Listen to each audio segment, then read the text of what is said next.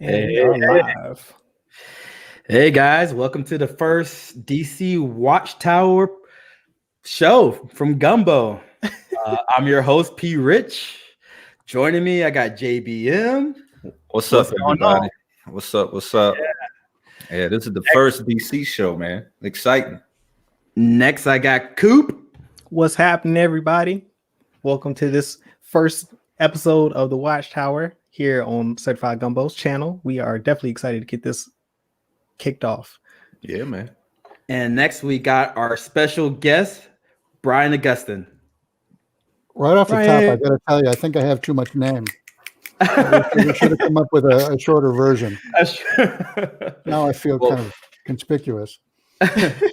We could have put you at BA or something. I should have had my rap name all set already. So saying that with perfect irony. Brian, welcome to the show. Thanks for joining us.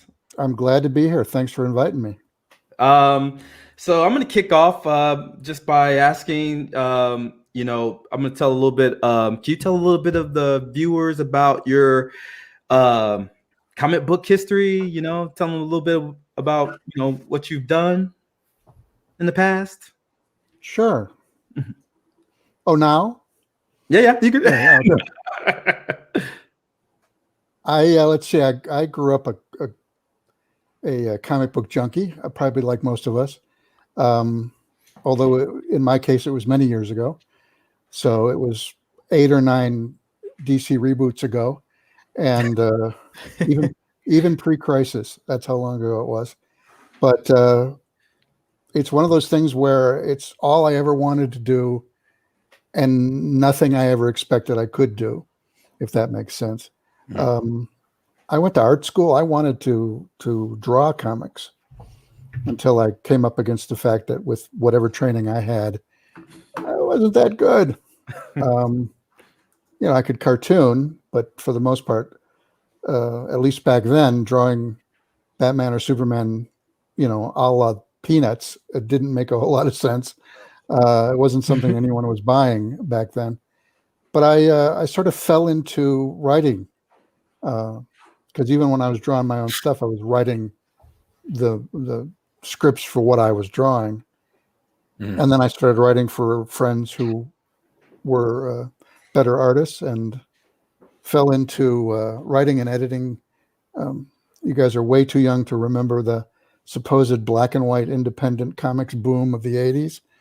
But I got involved in a good bit of that, which led to an invitation to come and be an editor at DC, which I started, again, probably before everybody's birth, in 1987. Oh. So I was hired to be an editor at DC, which meant I moved from Chicago, where I was from, to New York. And, my favorite comics when I grew up at DC were Flash and quite a number of the others, and Justice League and things like that. And suddenly there I was editing those titles at DC. So did you get any offers for the competition, Marvel, around this time, or is it just strictly the invitation from DC? I think the reason I was invited to DC is that one of the executives at DC had started in Chicago, and that we were friends, and he went on to be a new product or developmental editor, and he hired me, brought me along. And so, no, I didn't get any offers at that point. I would have been an utter stranger to other people at DC, but I interviewed well. So pretty soon, a lot of my heroes were, Dick Giordano was the editor-in-chief and, and an artist, inker, etc. I was suddenly, elbow to elbow with all of my idols and working on characters that I loved forever. Man, that had to be surreal. It was. No question. There wasn't. A lot of people have jobs, I'm guessing, and I've had these jobs myself, where getting up and going to work was a thing that you had to do. I can't say that for the most part, except when there were weird, inter-office politics and stuff, that I ever hated being there. Every day was something exciting and challenging and creative, and in a way that I don't think too many other jobs offer. Definitely. Yeah. That's definitely the dream for sure. And it was so much that, so much surreal, so much a dream that I literally woke up and could not fit, like 3 years in, and like, how did I get here? And, Yeah. and I could track it. That. Yeah. I could track that, but I couldn't necessarily believe it. And it was an honor. Yeah. So before you joined DC, what type of stories were you telling? I was involved in, like I say, independent stuff. So I was doing some science fiction, some fantasy, wrote some comedy, but, humorous. Well, what we thought was humorous anyway. One of the big noticeables that we did prior to DC was a thing called Troll Lords, which was one of the black and white booms. We debuted 2 or 3 months after the Ninja Turtles. Oh. And there was a time when we were selling very close to the Ninja Turtles at the beginning of their arc. Well, those are impressive numbers. If it was up there with Ninja Turtles. It was. I mean, it was, frankly, we were doing numbers that would be admirable for comics today. Yeah. Because there were times when our sales reports were coming back at somewhere between 75 and 90,000 copies a month. Oh, wow. Now DC was doing, say twice that, just as a reality check, but it was hard to argue that we didn't have our thumb on something. And I think that was probably the reason that Mike Gold, the guy from Chicago who hired me at DC, probably how he convinced the powers that be to bring me along. So anyway. And then how long after that did you start writing for some of your Batman, I guess, and Flash? Like, did they immediately give you those top tier characters, or was it like? No, well, not even to edit. I mean, I had to kind of earn my way up after a couple of years. I think I did a bunch of writing while I was editing. So while I was in the office, I did whatever I could grab. Okay. I did one of the first things I did. There's a guy who writes comics, the name of Mark Waid. You may have heard of him. I'm not sure what it is he's doing. Does a lot of Marvel. He's coming back to DC. He wrote Kingdom Come and a bunch of other stuff. But he and I were office mates, and we would spend a lot of our days cooking up things we could pitch to different of the other editors, as we had a captive audience. And so we wrote some annuals, some one-shots, things like that. In fact, Gotham by Gaslight was, like I say, 89. So I was only there for about a year and a half. And we had initially pitched that as a one-shot in normal comic format. So just a special. Yeah. And when it got into the upper editor's purview, they said, this is probably something that's a little more than a comic. So it became, that not quite a graphic novel, cardboard format, the whole bit. Yeah. Which probably helped get it out there. How did it feel seeing Gotham by Gaslight adapted to an animated movie? Well, it was an interesting thing. Without getting into too many spoilers, my attitude, and it's honest, that an adaptation is a thing unto itself. Mm-hmm. So there's nothing about it that I can truthfully, happily say nothing about it offends me. Mm-hmm. There are choices I wouldn't have made. And there were choices that they made that I wish I had made. Mm-hmm. The inclusion of Selena Kyle, if you've seen the movie, I wish I'd thought of that. That was really great. Yeah. And given the era, there was some nice suffragette kind of social commentary possible as well. And I mean, we were limited to a 48-page book. So, but I wish I'd thought of it. The ultimate reveal, not where I would have gone, but it's perfectly valid. It's an adaptation. And, million times better writers have been adapted and not well. So, that's for sure. That's good to know. and I don't just mean comic writers. I mean, John Steinbeck and Ernest Hemingway. These guys were adapted, and in some cases not flatteringly. So it is what it is. I was glad to see it. I wish I could tell you that its existence made my life more monetarily exciting. Yeah, cut the check.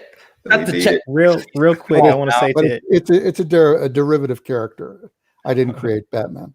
real quick to everyone watching. If you have any questions for Brian, go ahead and post them in the comment section. We'll get to them at the end of the interview. Yes, But we are monitoring the chat actively. So, Yes, by all means. So man, that's all great information. I love that. I kind of want to pivot back a little bit and talk about your series Out There. And me personally, I read the first few issues, and Same.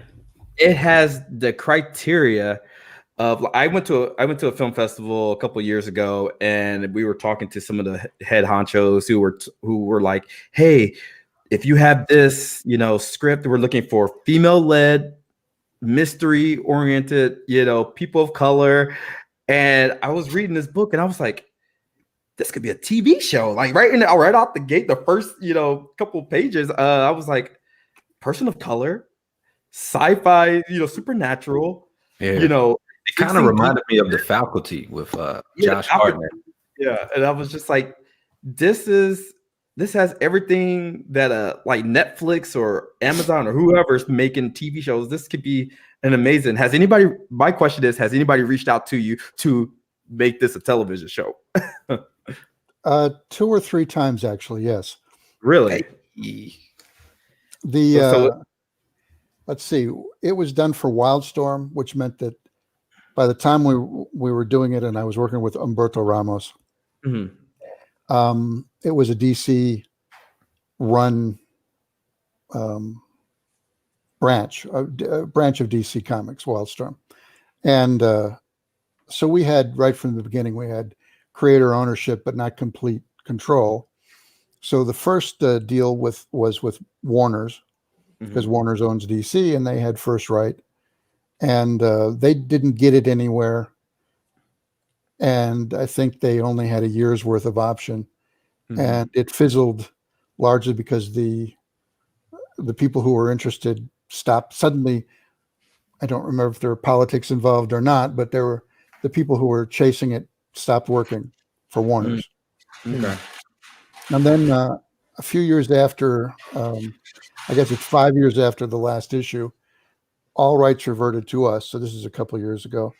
So we own the thing outright. We've had it reprinted by Boom Studios. And as a result of the reprints, we heard from another outfit who then hung it up for like 2 years. And by the time someone came along who was really going to do something with it, well, they looked around and said that the people who were shopping it and not landing it had, I don't remember what the word was, dirtied the water, I guess. They had. Oh, man. The thing had been hung out for so long unproductively that now we can revisit, because now there's enough time passed again. Yeah. I really think it could be revisited. I was just like it. I think so too.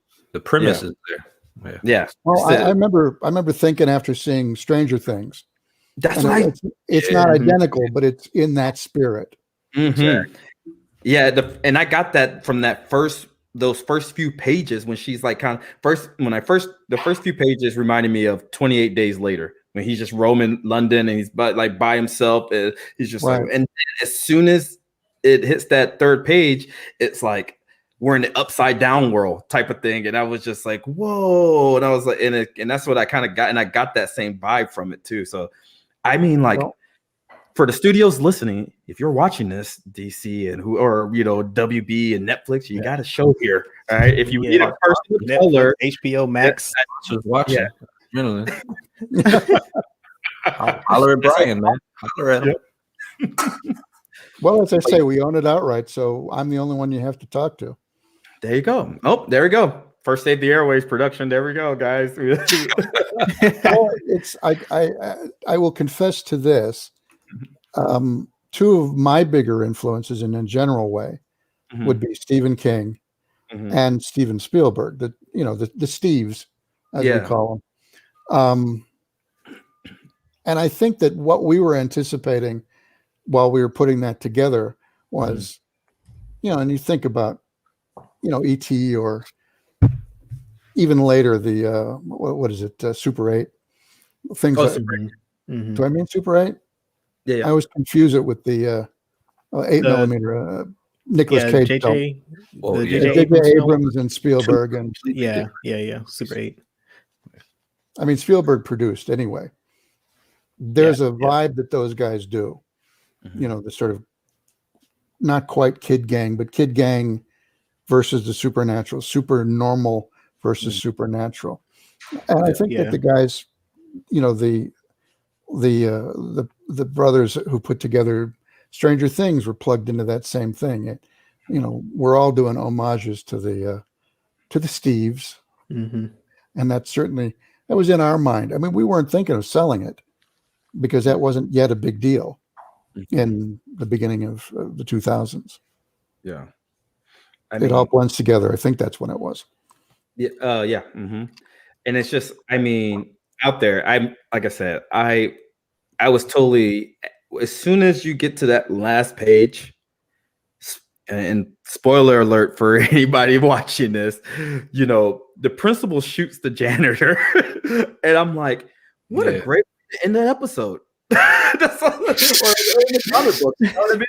I would say in terms of color, because me, I work in the film industry, so I was just thinking to myself, I was just like, that would be a great way to end the episode where you just see and you don't know what's going on. I would make the whole first episode very mystery. Like, you don't know what's going on. You don't know what these creatures are. You get glimpses of them out of your eye because the kids kind of allude to that they've been seeing these creatures around, but they don't believe that they're seeing it. They're kind of hallucinations and things like that. They're not sure what they're seeing, right? Exactly. And so I would do I would make characters, humans look, other students look kind of like, evil. And they're like, what's he looking? And then because the spirits go into the creatures, you know what I mean? So I was just like, I don't know. I was excited. Well, if you're into film, I'll make the option very affordable for you to do it yourself, Marco. We could have a good time. Yeah. I think those are the types of thrills I like when the monsters, like that level of mystery where the unknown is a factor in that thrill. Like those are some of my favorite, like within that genre. Mm-hmm. All right. What do we got? Umberto and I just finished Crimson, the vampire, our teenage vampire story, and we were looking for a new project that wasn't quite as supernatural. So we convinced ourselves that the villains were not exactly, they were extra dimensional rather than supernatural. Although in the end, what difference does it really make? Yeah. So anyway, I appreciate your appreciation. Yeah, I really enjoyed it. Like, let's talk after this about getting those TV, making this into a show. They tell us that Netflix is about to purge a lot of their stuff and look for more content. Exactly. Well, opportunity is there. Yeah, I got a script out called Black Santa Netflix. If you're looking for anything at Christmas holiday, amazing. And it's actually really good. Just to let everybody know. That's your unbiased opinion. That's my unbiased opinion. You would think though, like with the streaming wars that are currently going on, and with COVID and everything, like everyone staying inside the house and what a lot of people staying inside the house trying to find entertainment. Like you would think that they'd be looking for these types of graphic novels and comic book series to adapt into something, that especially if it's an original property that they can compete with, the HBOs and the Netflix and Hulu's, and I think everyone needs. There is tons of product available though. Yeah. And so, like I say, we were very close on the last time. So, say 4 years ago, we were very close with a major producer. In fact, the people who tied it up for 2 years were also fairly major. That was the outfit that does. This was with well, I don't know. Was this HBO? It was not specific. It was a production outfit, not a network. Gotcha. But the last guys were pitching Netflix. Oh wow! But when they started investigating that, how hard, even without our knowledge, how hard we had been badly shopped, they lost interest. But that was with, I want to say that last one was with Dark Horse Productions, from the publisher, and they were very serious. And I had a good relationship, and then, yeah. I think the climate has changed too. I think, you said, was this a couple of years ago? I mean, they're looking for these people of color, female-led projects now. And I feel like now's the time to strike with this one, because this is a great story. If I were doing it again today, I'd make them slightly more diverse. But yeah, well, I mean, I basically was interested in creating 4 kids from 4 distinct high school social strata. Nerd, jock, the freaks and weirdo. Geeks. Well, essentially, yeah. That's probably awesome. that. Go ahead. I'm sorry. Oh no, that's awesome. That's great. But where I do it again, I'd like a little more diversity mixed in, not most of which because of saleability. I just think it would be more appropriate. Yeah, definitely would be more fitting. Yeah, I love it. It's hard. You got to be a knee-jerk liberal all the way. So I got to commit. Yeah. Oh man. All right. From all the stories that you've worked on, are there any that are more personal to you than others? That's a great question. I don't know. There are works that I'm more proud of. I mean, but I'm not unproud of anything else. That if I had to boil it down to a list of several, there are definitely stories that would wind up on there. We did a Crimson Christmas issue, the Vampire Christmas issue, which was managed to be somehow we managed to make it come together as fitting for the season. It was spiritual. It was still pretty horrific. There were angels in the story, and they weren't very nice angels. And interesting. And Satan was in it wearing a tan suit and a smile and a wavy blonde hair. So, I mean, all in all, it remained a Christmas, and God showed up. So it was maybe, I mean, we don't come right out and say it, but it's probably the case. So that would be on one of the ones that is very personal to me. I don't know. To be honest with you, something like Out There, all of it was personal, just because there was nobody else was involved other than the artist and I. So we got to do, and thanks to Umberto's much bigger name, we got to do whatever we want. We got to tell the story exactly as we wanted to. And ultimately that's the thing that makes a difference. But, I look at what I'm known for, and I'm proud to be known for Gotham by Gaslight or The Flash. And there are Flash issues that I'm very proud of. Yeah. And I think that's kind of our next topic. And can you go into a little bit of what your top, Flash issues that you've worked on? Well, it's it's like I say, that's one of the things that goes back to when I was 9 years old reading comics at the very beginning of my hobbydom or whatever it is. Flash is probably the second or third comic I bought on my own. So thank God, given my 50-cent allowance, that comics were 12 cents at the time. Wow. Although my very first comic purchased, I worked up a whole campaign for my mom. I was, 8.5, something like that, to go buy a comic. And it turned out my mom had read comics when she was a kid. And so she handed me a dime. And I raced to the drugstore, which is where I bought my first comics, and went to pay for it. And the druggist, who we knew was cranky from selling penny candy to us prior, said, "I need 2 cents more, kid." And I was crushed. My mom had parted with this dime, and because that's how much comics cost when she was little. And so I went home, all prepared to do another pitch, another song and dance for mom to get the more money out of her. And I said, "Mom, I got there in a dime, and there's more." And she said, "How much?" I said, 12. And she says, "Here," and just gave me the 2 pennies. And I ran back and I bought a Superman comic. But the very next comic I bought was a Flash comic. So, and then Batman and Justice League and all the others, but at least initially, Flash was a big favorite. What is it about the Flash that kind of made you gravitate towards that character? Some of it was in characterization. In reading Superman, and for me, I had also been watching Superman on TV all those years, the black and white show. There was a sort of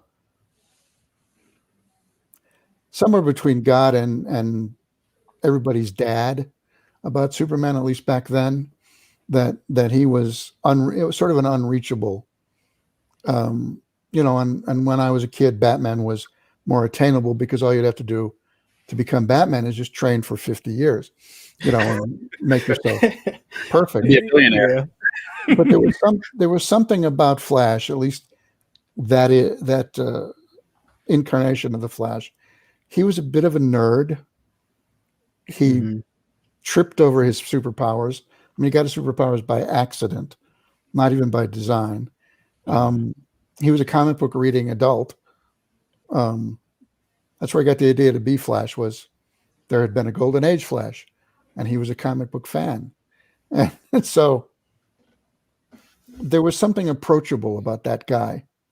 And they, in the less sophisticated days when characterization wasn't that important, they went out of their way to give him quirks and things like that. He was the fastest human on earth, was always late for appointments.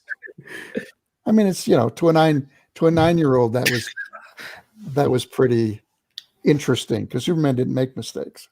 Batman didn't make mistakes, but neither one of them made jokes either. So between that and the power, something about, I would eventually be a mediocre track runner in high school, but I wasn't otherwise overly into the idea of running. But I think it's one of those basic powers like flight or invisibility, which are usually the top two. Yeah. I'd like to be able to fly, and I'd like to be invisible so I could go into the girls' locker room. Not me. I wanted to run fast so I could run in and out of the girls. Anyway, so something about it just clicked for me. And, I won't pretend that from 1960 whatever to 1987 that I had followed the character religiously, but I had been a fan all along.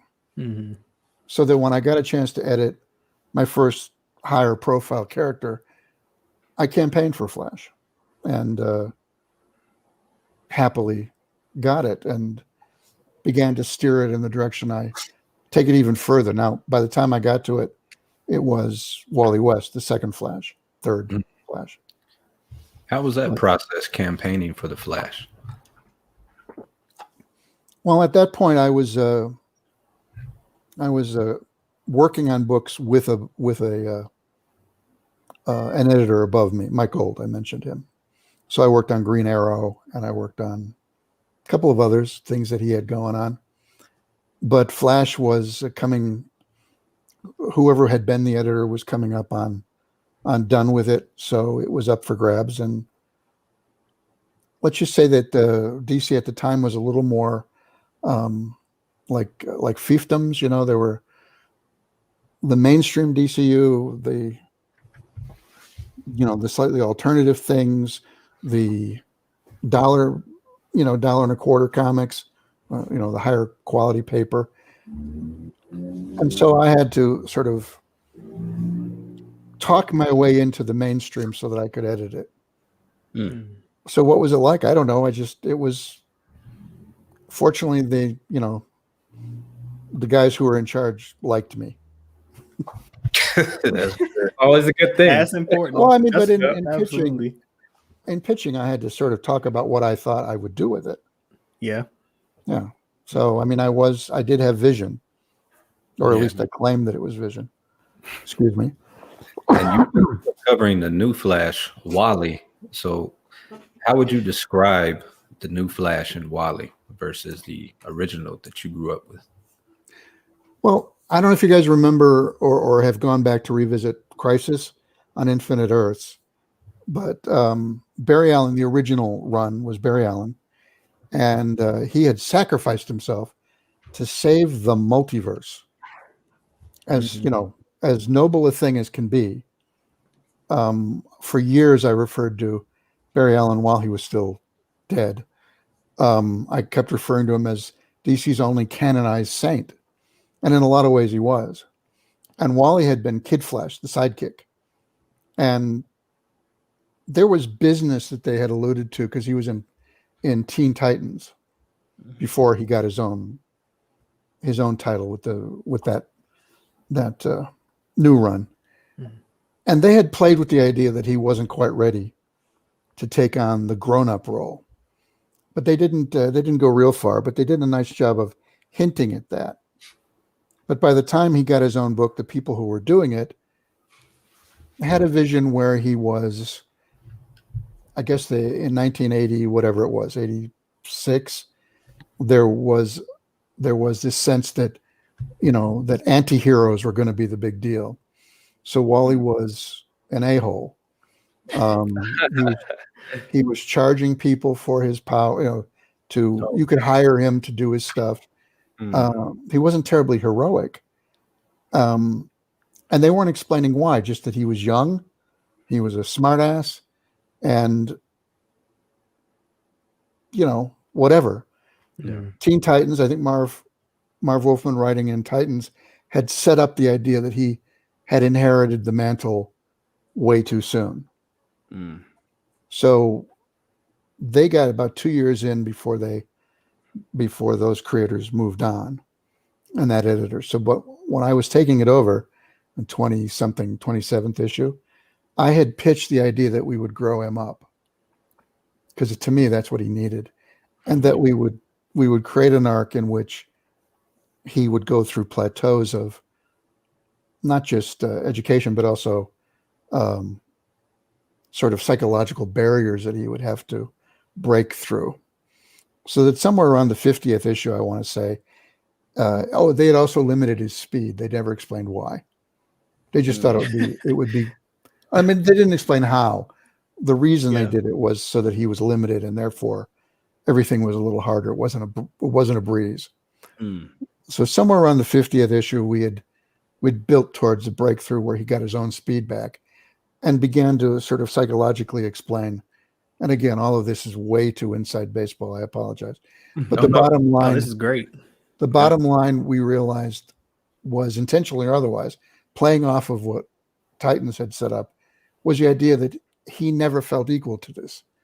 So he was psychologically limiting himself. He was holding himself back. He was acting like an a-hole because he couldn't think of himself as a hero. If I don't try, I can't sully the name, that Barry Allen left behind.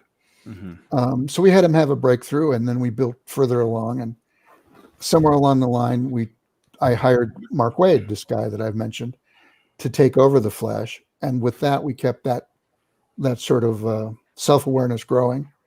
We invented the Speed Force, which to this day, every time they use it on the Flash TV show, I get nothing. And oh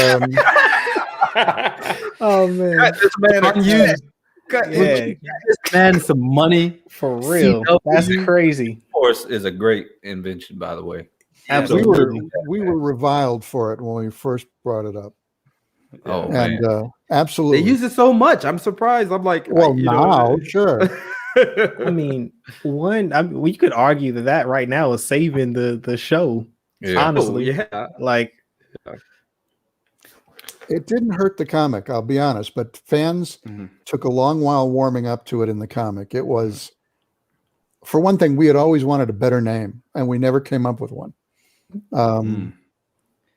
You know, behind the scenes, Mark and I referred to it as the unified field of speed, which means that anybody who has, and I don't mean Superman or others whose powers are incidentally include speed, but all the Flash and the various Flashes, you know, the spin-off or related characters, etc. They all draw on the same Speed Force. Okay. And you know how they access it, be it by spilt chemical or struck by lightning or whatever all they were done, however it had happened, rather, that it was all simply their access to this giant sentient energy field or semi-sentient. And I think what bothered people and what they would say was that it was too easy an explanation. I thought what we thought was that by connecting all those characters, we were actually expanding not just the brand, but the DC universe. That's what we were trying to do. Yeah. When we left Flash, now, I mean, I edited until 96, and then I became co-writer with Waid into the early 2000s. And we were followed by a guy named Jeff Johns, who went on to adapt the Flash and all the shows for the WB, Flash and Stargirl, and Stargirl's his baby, but Supergirl, all of those shows. Jeff is a major mover in the in DC and in DC extended universe. He liked the idea, and he well before the TV shows, he was playing up the Speed Force in his version of Flash, the comic. Now they say that you know, Jeff Johns is they refer to him as the Kevin Feige of the DCEU, where he's the mastermind behind the scenes for all these shows. Yeah. Well, he was initially just that for the TV universe, and then I think he briefly worked. I mean, I think he was part of the reasons that things like Shazam and Wonder Woman and those had kind of lightened up over the Superman, Batman, Man of Steel. Zack Snyder. Yeah. The Zack Snyder, the darker things. None of which, by the way, I put down. I don't know that I never thought they were perfect, but I don't hate them. And again, as a 9-year-old, I'm going to put it down. Well, I like reason. It. I just think Superman, it's just like, I just think that Superman was just too dark. I felt like it needed to be, if you're going to do Superman, make him light. I actually like Superman Returns. They figured it out. Yeah. But I'm going to say this. The 9-year-old in 1965 who got excited about comic books, other than the Superman TV show, we had no expectation that there would ever be. You know, I grew up with the understanding that superheroes are too silly for movies. And when, you know, the Batman TV show and, you know, they were having a good time and that's what they were aiming for, but they didn't take it seriously because you can't take comic books seriously, quote unquote. But so even, you know, with the exception of, you know, Halle Berry's Catwoman and a few others, I think I might include Elektra but Oh, not yeah. necessarily Affleck's Daredevil. I mean, these were all at least something. Mhm. And they were building up. Did I think the tone was right? No. But, superheroes on the screen, on the big screen, superheroes making all that money for Marvel and DC and making it possible for everybody else to be in that business. You had to go through some rough stuff. And again, to me, it was a gift for what show, what am I? I'm a proto fanboy. I started early. Real quick, I want to double back on the Speed Force. Yeah. What was the inspiration behind the idea for that? I think it was the idea that we wanted to, like I said before, create an explanation for where it comes from. Wade is he has a degree in chemistry, and he's a real science nerd. And except for time travel, which makes my head hurt, I enjoy science, physics, things like that as well, just in researching. Yeah. And I think we got into some weird conversation, and we were very collaborative. So at one point, we were, as usual, just gassing on about what this would be fun or what that would be fun. And we were talking about particle physics or string theory, something, that was in the 90s, still kind of early science. And it just dawned on us that there's something there that can give us the unified field theory of speed, that there must be an energy. These guys aren't creating it in their bodies. They're channeling it. And by doing that, by the way, we also got to make Wally, who to this day, even with Barry Allen's return, Wally is still the most plugged in to the Speed Force. So he's faster than all of the other Flashes. But we did it so that we could deepen the science and the mystery, and we were trying to use what little we understood about real science. Cool. Right. So do you? For everybody watching, we're going to save the last 10 minutes of the stream for Q&A. So keep popping your questions in. We'll do that Q&A in 8 minutes. Okay. Yeah. So one little question here. So if Wally's the fastest, do you think he could beat Superman in a race? Because I know they always allude to that whole like Barry Allen and them Superman racing each other, and they never truly, always something goes wrong when they race.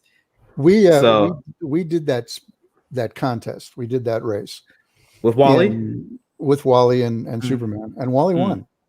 Oh, I need to go back. I need to read that one then. The editor of Superman, Mike Carlin, said Flash should win because running is his thing. Speed is just one of Superman's many things. And he said the specialist should be the one who wins. Yeah. So we and I think they have paid it off because they've revisited that a few times, with the exception of the end of JLA, was it? Yeah. Oh yeah. They were starting to race in the closing credits. Yeah. But Superman would win. I mean, no, I'm sorry. Flash would win. You heard it here, guys. Superman will win. No, here's the actual fact. Flash would, no matter who the Flash is, should win. But then Superman should get so angry for losing that he would kill him. Break his legs. Yeah, right. Use a super breath to break his legs. Yeah. Here. I know. Yeah. I mean, Superman in the the Unjustice series, he might do some stuff like that. I mean, the Unjustice Superman's kind of dark. I'll be honest with you. That dark stuff it's another reason why we wanted to turn Flash around. The grim and gritty of the 90s, I hated all of that. So if you look at the Flash we were doing, it was always pretty bright, and it was some never full blast comedy, but there were comedic bits, there were funny bits, there was banter, romance. I'd like to believe that we did some of the more believable romance between Wally and Linda Park, his later wife. And we really didn't want anything dark. For one thing, Flash is exactly the wrong character to be dark anyway. And I don't just mean because he's bright red and yellow, but I mean, it's a lighthearted power. Mm-hmm. Something that he revisit the idea that brings him joy. Yeah. You know, the runner's high, that sort of thing. And I never liked dark stuff. Yeah. But speaking of dark, I don't know if you mentioned this earlier in the interview, but Gotham by Gaslight. It is a story that involves Jack the Ripper. Right. So how did you come up with that idea of involving Jack the Ripper in a Batman story? Well, it's a multiply told tale, and I'll try to keep it short. As I said, Wade and I shared office space. We were both mid-level editors, and we would always bounce stuff off of each other. And this is before we worked on Flash. And he edited something called Secret Origins, I think. I don't know if you've ever seen that comic, but it was month to month. It would just be, how did Green Arrow come to be Green Arrow? How did, Kal-El land on Earth or whatever? And so he was given his very first annual ever. And this was right after he had done, because of the Batman films, in first one in '89, he had just done like 6 months of Batman. Batman's origin, Robin's origin, the villain's origins, all of this great Batman stuff. Then he's given an annual. It's like, what do I put in there that's going to be more special than the month to month? So he pitched to me while we were sitting in the office, what if I did alternative stories, alternative origins? And I'm like, tell me what you mean by that.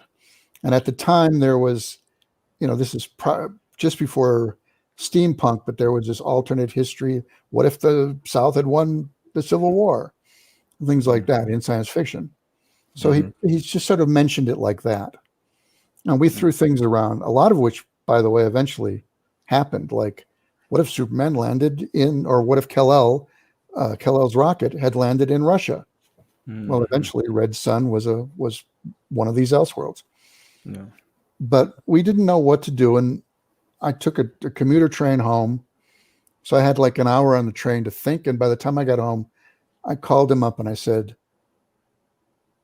what if, because what's a more natural time other than the contemporary time for Batman than the Victorian era, where, everything is very Gothic and blah, blah, blah. And I said, what if we had him in the Victorian era, like Gotham City of the 1880s? And okay, that's interesting. What happens there? Who did blah, blah, blah. And just in pitching it back and forth, we came up with, a sudden light bulb went off over my head. And I said, what if the villain is Jack the Ripper? And Mark said, that's interesting. Let's talk about that tomorrow. Yeah. When you come in the office, and again, this is 88, probably 1988. So that meant that when I sat down to noodle with this, I was sitting at a typewriter, not a computer yet. And I hammered out about a page and a half presentation on the story. Wow. And again, we thought it was just going to be an annual. That we would do this Batman variant, and then, maybe Superman in Russia, whatever, that he would do those two for his annual. And he wasn't expecting me to bring in a fully fleshed thing. And it's just, I got struck by lightning.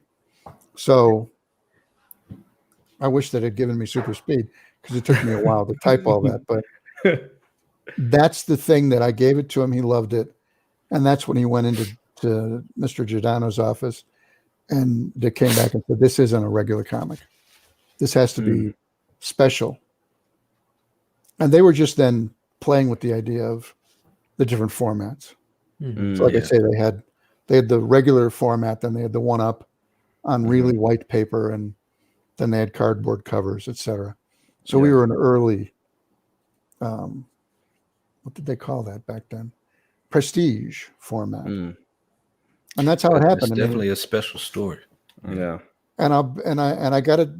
It's more important how we got the artist, because Mignola, of course, is now, a demigod at least. And at the time he was working on stuff, he was just wrapping up a big DC crossover with Superman and New Gods and all this stuff.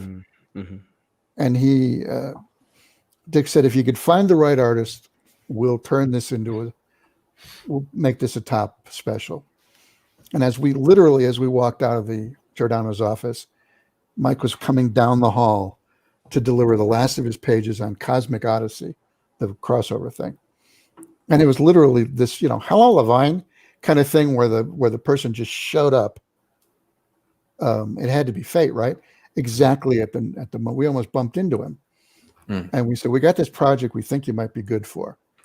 And he's like, I'm going over to Marvel right after this. I've promised them a Wolverine graphic novel. I don't have room or time for anything else. We said, just come and listen to this story. So we took him into our shared office, shut the door. I think we locked the door, and sat him down. And again, he was a great artist. He was already, known for really phenomenal stuff. And then he's like, I can't do it. I don't have time. I won't. I'll listen, but if we do it, I'm going to have to do it later, not now. So we kept pitching.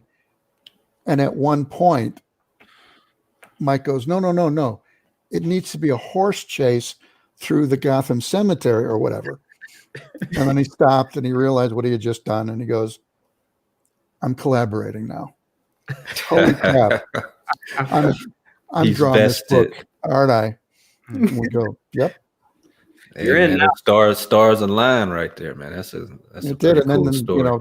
To make him feel even more comfortable, we got a legend, P. Craig Russell, to ink it.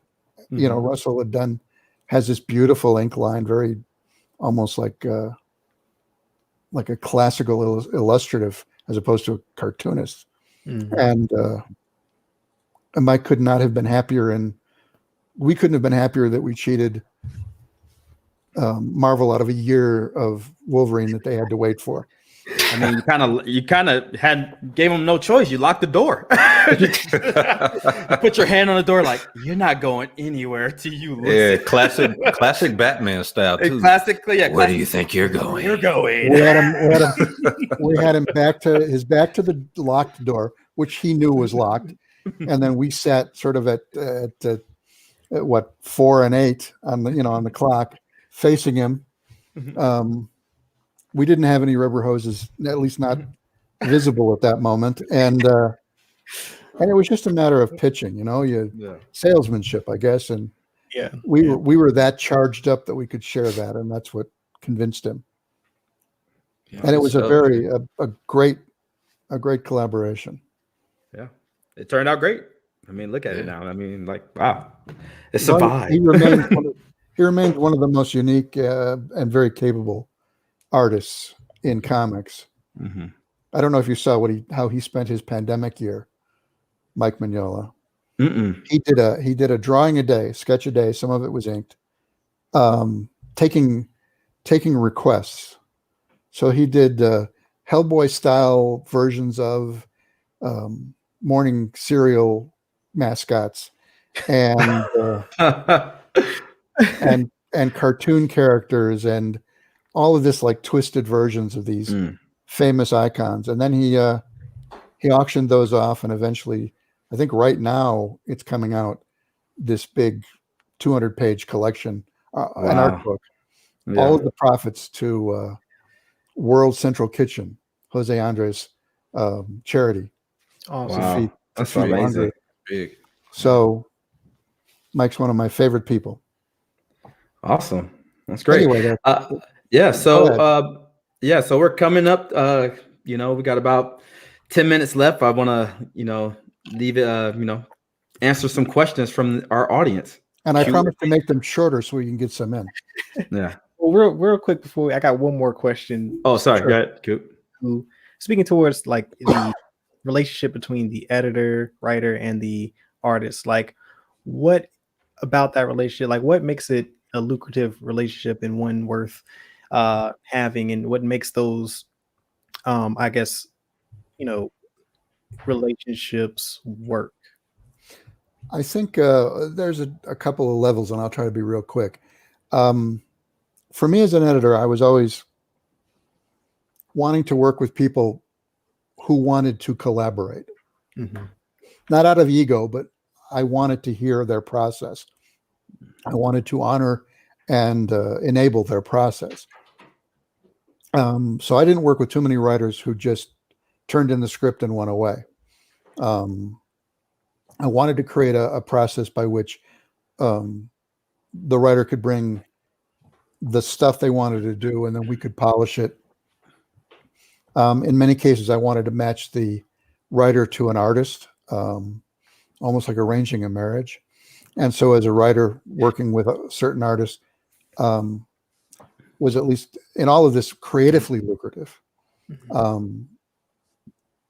of the best collaborations came out of a sort of a shared vision, shared vibe of how stories should be told, or how we saw heroes or villains, or the Speed Force, whatever it was. Mark and I, because we became such good friends, we literally, he credits collaboration. But I worked with a number of other writers where I was available and tried to be helpful, but I wouldn't have imposed. If I was asked to help me out here, I did, if I could. And with artists, artists are easy to push around. So, redraw this. Yeah. Clearly, we know you locked the door and force people into collab. Well, many years later, do you know who Joe Quesada is, right? Marvel's chief creative officer now. He drew a whole bunch of famous stuff for Marvel, for DC.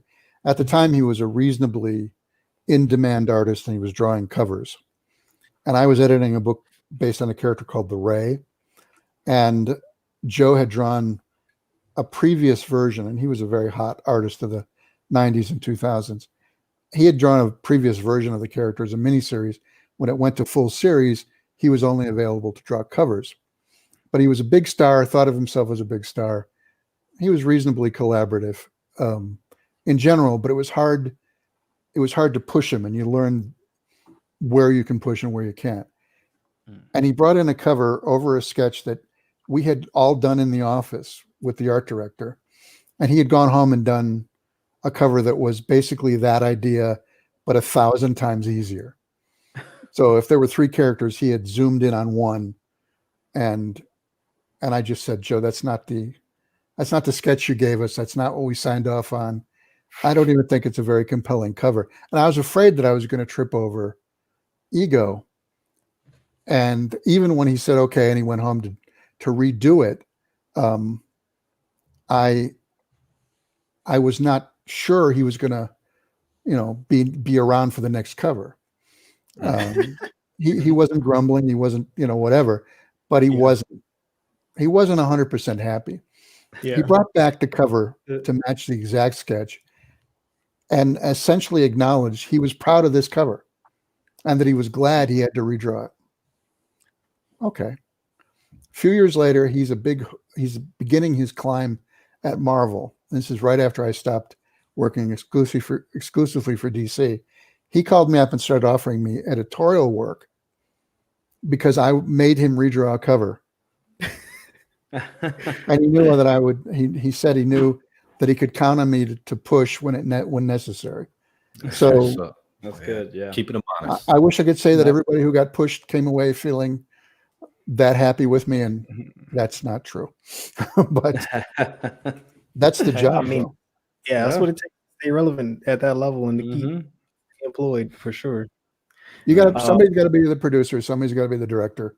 Absolutely. Exactly. Yeah. And somebody's got to read the lines. Yep. Let's move into these questions. I think we had posted earlier in the 7:00 hour. Yeah, there we go. All right. So first question, what skills would you recommend to young people interested in entering this industry to strengthen and be noticed?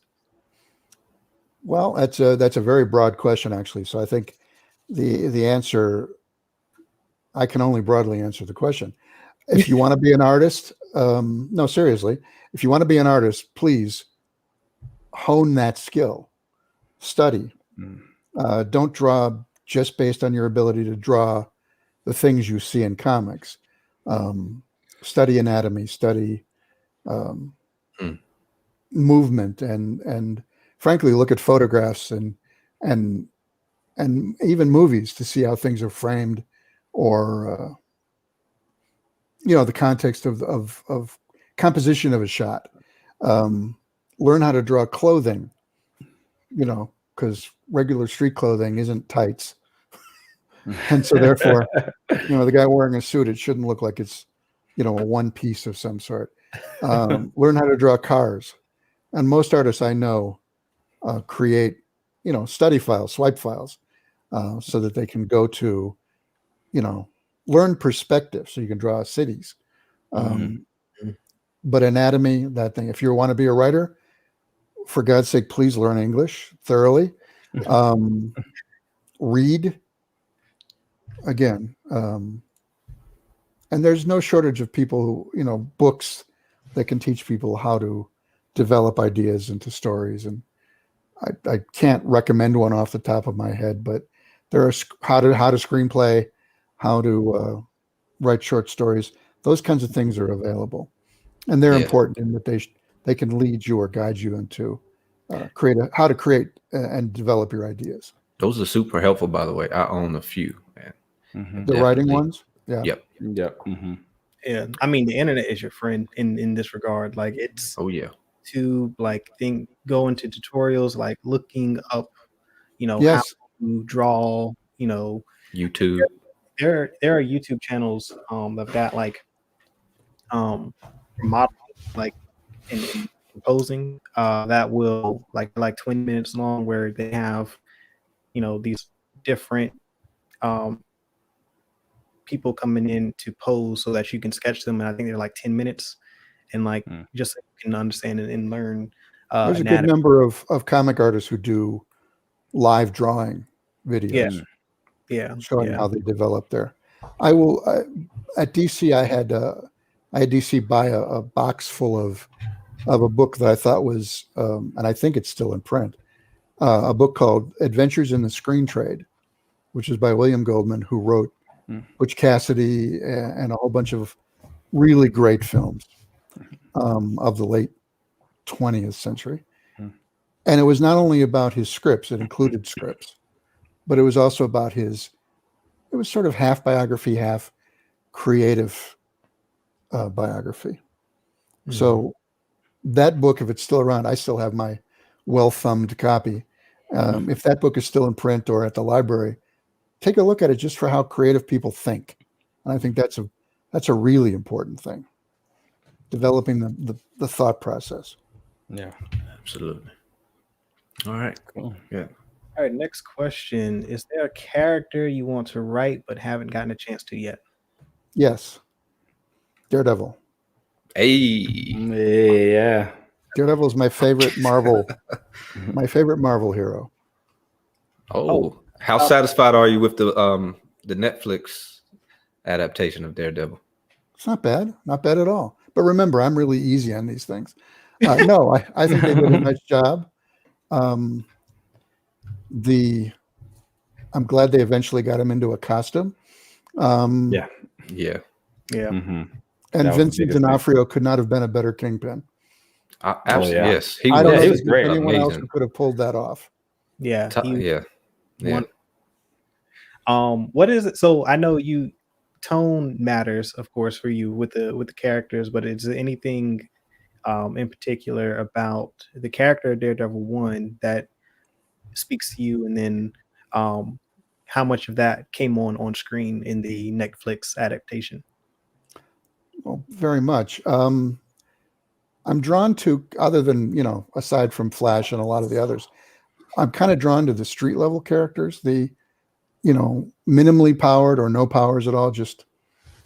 And by this, I don't mean, Batman, although that he is, I would include, I guess, Nightwing. But Daredevil was one of the earliest, if not the earliest, Marvel comic I read, and there's something about the character between the uniqueness of his power, which, if you think about it, doesn't make him any stronger. His power doesn't make him any faster. It doesn't make him any stronger. It just makes him able to see what he can't see with his eyes. So I mean, it was a very, to me, very unique. And yet there he is, with all of this magic at his disposal. He is still a regular guy, a protector, a street level hero. So I'm drawn to those kinds of heroes. So the show definitely got it right. I think, no question. Yeah, absolutely. So, I agree. I that's the Daredevil show, and I would say I like Jessica Jones, too. Like, also good. I didn't know what to expect with Jessica Jones because it wasn't a character I was too familiar with, but that portrayal was, I gravitated towards that character. A lot of fun. Very nice. Yeah, and the first half of the first season of Luke Cage. Yeah, until they I thought all of it was pretty good, but yeah, the first one was best. First season was best. Cottonmouth, man. Yeah, them killing Cottonmouth to me was a mistake. That was a big mistake. Yeah. Okay, now you're just being geeks. Machine's got a question here. So, what characteristics are taken into account when casting a voice actor for any specific superhero animated film? I don't do a lot of that myself. I think you can answer it yourself. I think by looking at who does get cast. I'm Kevin Conroy. Is that the guy who did Batman Adventures? I mean, the guy had it going on. Yeah. So maybe that's what. And so therefore, almost all of the other animated Batman stuff, even when it's not him, it's a guy who's doing sort of a Michael Keaton. Yeah. The GOAT. Friends. Michael Keaton is the GOAT. Yeah. Yes, perhaps. Who's your favorite Batman in the Val Kilmer in the theatrical releases? Keaton is up there. Adam West, given my age. Holy flytrap Batman. Well, you can accept it for what it was. It wasn't going to be something else. That sounded like a Zen thing. I hated the Nolan Batman films just because they got too freaking dark. I mean, Christian Bale was good, but it was what's the word? Hopeless. At least it felt that way very often. Like I felt sorry for the hero. He was so broken. And they didn't give him a lot of redemption. They wanted to tell a darker story than I wanted to see. So it's valid for those who loved it, but for me, not so much. Yes. I thought Affleck was not bad. Yeah, I like that Affleck. Yeah, he was. I believed he could punch my head off. So that's my thing about the Batfleck. Is the physicality that he brought to the role gave me the comic book version more so than anyone else. I think Keaton is still up there for me as well as Val Kilmer.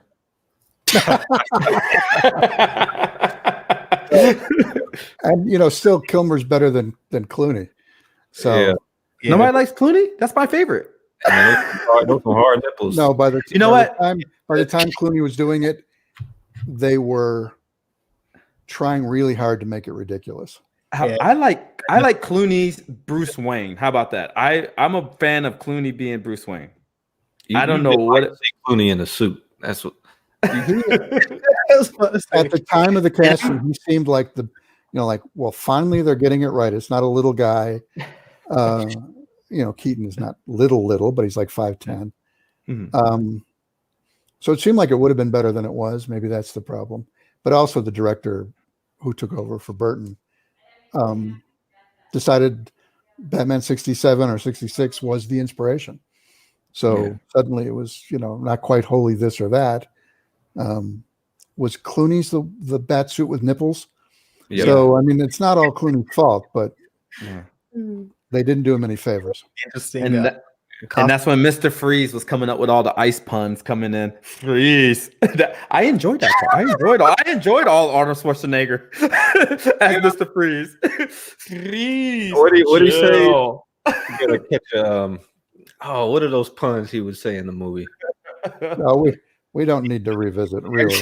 It was hard on the cheese in that series. So here we got a real simple question here. How many comic books do you currently have in your collection? I don't actually have a collection of comic books. I have an accumulation of comics. But they're junk. They exist to be fun to reread. But so a couple hundred maybe. I don't know. Yeah, you don't have a mint condition stash. I have like maybe 2 or 3 books that I've kept because they were given to me in great condition. As a gift or something like that. But to me, comics are about, to me still, comics are about the pleasure you get in reading them. So putting them, in a plastic bag and sealing it away forever, or worse, slabbing them. That's mine. they might as well be, sealed in lucite or something. It's like, it's a time capsule for 300 years from now. Books. Yeah, a lot of people that's pretty weird of it, and so they'll have a copy that they keep in plastic, and then the copy that they read. And my brother does that. Yeah. Okay. There's room for all sorts, including weirdos like that, in the hobby. Where I have to wear my. You're like, if I touch the comic, I gotta put it back exactly. Yeah, I like to wear white gloves when I read my comic, so I don't get any sweat or oil stains on it. So I put the gloves on to read the book. The friends of mine who treated their comics the way they did would horrify people today, because they would, they'd fold them in half lengthwise, roll them in the back pocket, roll them. Yeah, we all did. I probably didn't do that much, but to me it was more about wanting to read them. I don't know. Well, never mind. I do. I think maybe. Well, if you're not enjoying the story or the art, if you're buying it for its milestone status or its significance or its collectability, I hated all that 90s special covers and trading cards and all that stuff that everybody thought would be worth $1 million someday, but they've made 1 million of them, and that's never going to be worth anything. Yeah. The question was how I would feel about a live action adaptation of Gotham by Gaslight, and adaptation is fine by me. So I would be comfortable as long as the check comes in. Well, we know that's not going to happen, so I would just be at ease and. Maybe they'd invite me to have something to say about it. I was going to say, they would have to at least invite them to the premiere. I did, I did get to. I am interviewed on the disc. I think if they did a live action, they'd have to DVD. Get you in as a consultant. Yeah. Well, I consulted on this. They called me and said, "What do you think about this as a show?" And I'm like, "Oh, that'd be good." And then I later heard that they had finished. So I'm not bitter. That is insane. I actually am not. I wanted to mention voice acting. We talked about the Batman voice acting on the Gotham by Gaslight animated film. Batman's voice is provided, and I'm going to go blank here. He's like an actual movie and TV actor, and I'm going completely out of my mind, not remembering. I'm just try to see. Yeah. Batman, Bruce Greenwood. Bruce Greenwood, right? So here's a major guy. Exactly perfect as far as I was concerned. He had no point did he go to that voice. So he had a slightly more serious voice, and his Bruce was slightly lighter. But it was, the guy has a grown up, he plays moderately heroic people. So he, sometimes villains, but still, major dudes and so on. Yeah. So I enjoyed that. Were there any other questions? Got one. What Marvel character would you compare to Superman? Huh. Like who could go toe to toe, do you suppose? Hulk? Yeah. Thor? I'm not an expert. I guess the new Captain Marvel. Oh yeah. Yeah. Based on her portrayal in the Endgame. I mean, hey, Wanda might not be a bad one either. Well, if you fall back on the, or maybe Doctor Strange, right? Because it used to be anyway that magic was one of Superman's weaknesses. I don't know that it still is, but I read something. But if we're talking toe to toe, maybe Thor. I mean, he has fought the Hulk. Yeah, I was about to say, I think that they're probably the most comparable off top, like especially of the premier characters. Well, and Thor would be a thinking. I mean, the Hulk is just brute force. Yeah. So they would be matching strength, but there wouldn't be any strategy. I don't know. And suddenly we're taking questions like this seriously because we have for all of our lives. Who would win a fight between? All right. So let's see. What's a comic book story that you'd like to see adapted to film?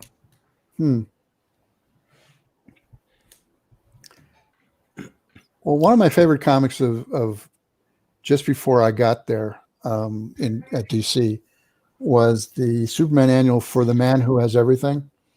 Alan Moore's story and Dave Gibbons. And they did that in the animated Justice League. But they had taken out most of the subtext because of time. And I think Supergirl borrowed the same plot for that. But again, you have 35 minutes tops. I'd like to see them turn that into, because it's all about the heroes, what makes a hero, what does Cal regret, how much does he miss Krypton? I mean, there's a lot of subtext.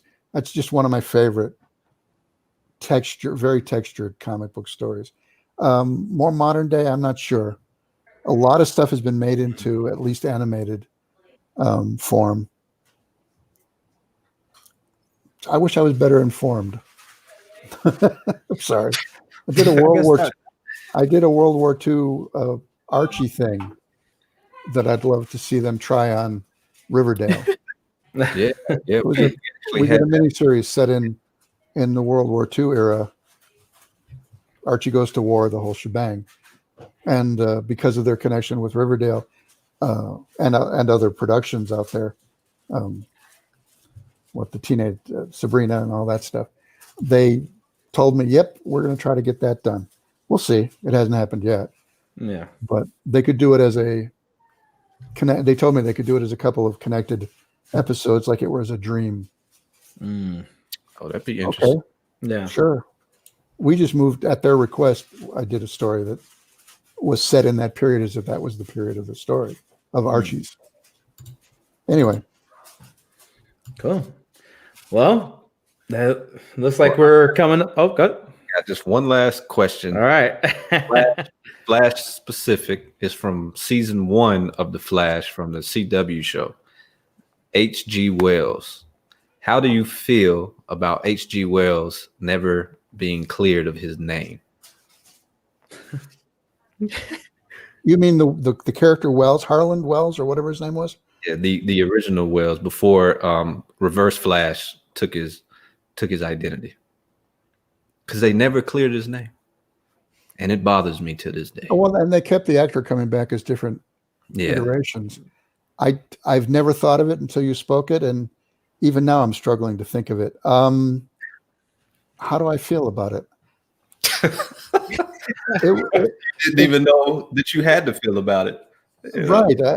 It dawns on me that apparently I don't care because I've never thought about it, but I don't belittle the question. I don't know. I mean, obviously they brought the actor back in different variations. So, I mean, he's been an important part of the show. That he was never cleared. I think a lot of that for me got lost in the second season. Back and forth, save mom, not save mom, change history, don't change time, whatever. I'm afraid most of that is just lost in the dim recesses of memory. I've enjoyed the show overall, but like most of those things, I will close with a minor complaint. Supergirl, Flash, both of these very fast characters, they're always the villains who aren't fast, or even the villains who are kind of fast, are constantly getting the drop on them. Like, how did you just shoot at Flash without him getting out of the way? How did you just throw a punch at Supergirl without her getting out of the way? Yeah. Or how did you shoot the other character without Flash being able to get there in time? But it's a TV show, and you got a superpowered character who can do everything. No risk, no challenge, no drama. Yeah, gotta have the drama. Gotta have the drama. Absolutely. Drama. All right. Well, that looks like it. That's a great episode. I hope you think so. I enjoyed it. Thank you to everyone who came out to the first episode of the Watchtower. Hope to see you guys again. Brian, thank you again for joining us. It was a pleasure having you. It was a pleasure being here. Thank you. And I guess we're out. Yeah, well, before we close. Sorry. Go ahead. So for tomorrow, 8 p.m. Eastern Standard Time, we are going to do the WandaVision recap show of episode 5 here on the channel. So make sure you tune in for that. And then Saturday, we'll have our usual 7 p.m. I'm sorry, the WandaVision show. And then 8 p.m. Eastern Standard Time here on the channel, we'll have the cookout on Saturday, followed by the and a drink on a cookout. Yeah, it's a cookout show, man. If you want to attend, you couldn't offer me any food. What the heck? BYO. Exactly. You bring your own dish. Well, that's what I'm going to go do now. So sounds like a real blast. And then Sunday we'll have our Star Wars show, Starlight Beacon, at 7 p.m. Eastern Standard Time here on the channel. So once again, thank you, Brian, for joining us. It's been a wonderful interview. Thanks a lot. Hope we see you soon. Yeah, possibly if you're available. Definitely a friend of the channel. So anytime you want to hop on and talk DC or anything, you're more. Anytime I get a chance to talk about myself, I will be there. All right, perfect. I don't have 100% ego, but I have about a 97 on that scale. Awesome. Thank you, guys. It's been a great time. All right, thank you. Peace, love, good luck. May the force be with you always.